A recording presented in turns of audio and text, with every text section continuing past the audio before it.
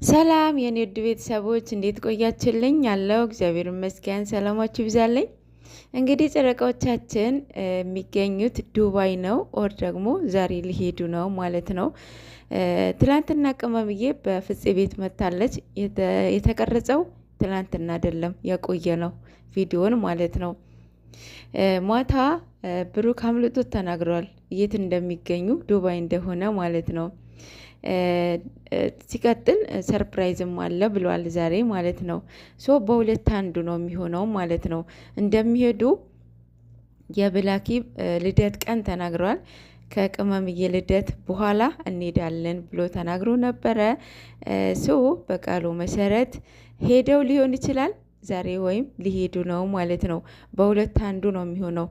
ግን ደግሞ ማታ የምናይ ይሆናል። ሌላው ኢንተርቪው እንዴት አያችሁት? በስማም በጣም በጣም ደስ የሚል ኢንተርቪው ነበረ።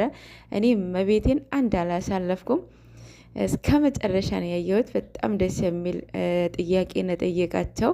ቁም ነገር የያዘ ጥያቄ ነው ጠየቃቸው። እነሱም በደንብ አጣፍጠው ነው የመለሱት። ህዝቡ እንዲገባው በደንብ አድርገው መልሰውታል ማለት ነው። የእውነት በጣም ደስ ይላል። የተገናኙበት አጋጣሚ በጣም ደስ የሚል አጋጣሚ ነው። ያው እንትን ምክንያት ኦዲየንስ ሆነ እንጂ እግዚአብሔር ነው ያገናኛቸው። እግዚአብሔር እኮ በሰው አድሮ ነው የሚያስተምራችሁ፣ በሰው አድሮ ነው የሚያገናኛችሁ። ሁሉም ነገር ይሆናል አይደለ? ያንን ሰው ያለ ምክንያት አይደለም እንደዛ የሚያደርግላችሁ፣ የሚርቃችሁ፣ የሚቀርባችሁ ማለት ነው። ያንን ደግሞ መጠቀም መቻል አለባችሁ። ምክንያቱም እግዚአብሔር የሆነ ነገር ሊያስተምራችሁ እንደሆነ ማወቅ አለባችሁ። እና እነሱ የዛኔ የመጀመሪያ ሲገናኙ ያው የአብርሽ ሲጎራረሱ ነው።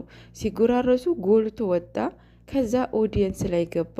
ኦዲየንስ ደግሞ በቃ አብረው እንዲሰሩ ቪዲዮ እንዲሰሩ በየቤቱ በኮሜንት እየተጨናነቁ ነበር አይደለ? ከዛ እያለ እያለ ሄደ። እነሱም ደግሞ በቃ ለአንዱ አንዱ የተፈጠረው ነው የሚመስለው። ከዛም ደግሞ በሙቪ ኢፍጠር ላይ እንደዛው ሲጎራረሱ ተገናኙ። እንደዛውም ገቡ ማለት ነው። እያለ ቀጠለ። ከዛ ብዙ ውጣ ውረድን አሳልፈዋል። ብዙ የሚያለያይ ነገሮች ተፈጥረዋል። በዛም መሀል እንደዛ እየሆኑ በማግስቱ አንድ ላይ ነበሩ፣ በማግስቱ ይገናኙ ነበረ እያሉ ለዚህ ደረጃ ደርሰዋል። እግዚአብሔር እንዳገናኛቸው በዚህ ማወቅ መቻል አለባችሁ። ብዙ ብሬካፕ የሚያደርግ ነገሮች ሁላ ተገኝተው ምንም ያልተለያዩ ሰዎች ናቸውና በጣም ደስ ይላል። ጨረቃዎቻችን አሁንም እግዚአብሔር ይጠብቃችሁ። ከዚህ ይህንን ማንነታችሁን እግዚአብሔር ይጠብቅላችሁ ማለት ነው። ወደ ውጪ ፕሮሰስ እድል መጥቶልኝ ቅመምዬን ትቼ አልሄድም ብዬ ሴትየዋ እኔ ብቻ ነበረ የምትፈልገው። ወይኔ የሰው ክፋት ማርያምን። ልጆች አላት። አሁን ለልጇ ልታስድረው ነው ወደ ውጭ የምትወስደው። አልገባኝም። አንዳንዴ እኮ የሰው እንጃ ክፋት እኮ በጣም እስከ ጥግ ማለት ነው። እንደዛ ብታደርግ አሁን የእውነት ብቻ ይከብዳል። እሱ ደግሞ ቅመምዬን ትቼ አልሄድም ብሎ እሷን ደግሞ የውሸት እንደጀመረችላት ፕሮሰስ ማለት ነው። ግን ነገርየው እንደዛ አልነበረም።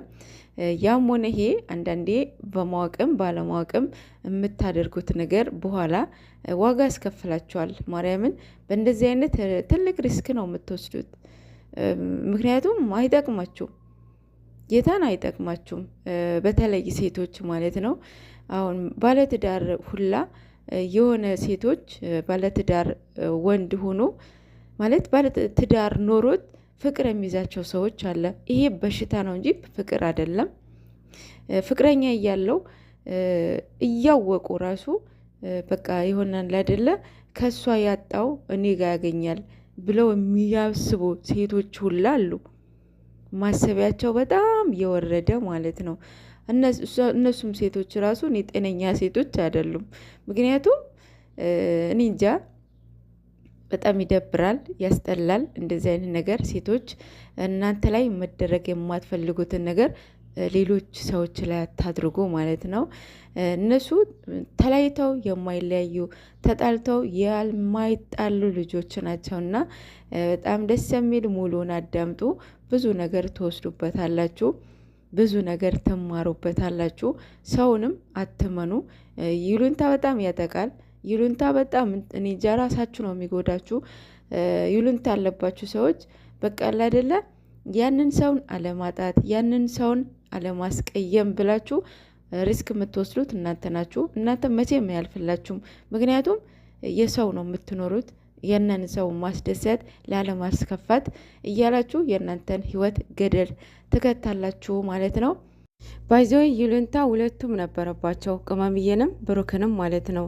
ራሳቸውን እየጎዱ የራሳቸውን ህይወት ገደል እየከተቱ የሰውን እያስደሰቱ ለሰው እየኖሩ ነበረ። ቅመምዬ አሁን ዴፊኒትሊ አጥፍተዋለች። የለም ብሩክንም ከዛ ሙድ እየወጣ ነው፣ ደግሞ ወጥቷል ማለት ይቻላል ማለት ነው። አብሶ ፍቅር ከተገላለጹ ቀን ጀምሮ የምር ተቀይሯል። ረበስማም በቃ ማንንም አይሰማም። እኔ ተቀይሯል ብዬ ነው የማስበው፣ እንደ በፊት አይደለም። ይሄ ሼመኝነት ይሉንታ የሚያደርጋቸው ነገሮች በፊት ማለት ነው፣ እሱ ነገር አሁን እያየሁበት አይደለም። እና ጥሩ ነው። ሰውን ስትቀርቡ በልክ መሆን አለበት። ይሉንታ እንደ ቀላል እንዳታዩት። ማርያምን በጣም መጥፎ ነው በጣም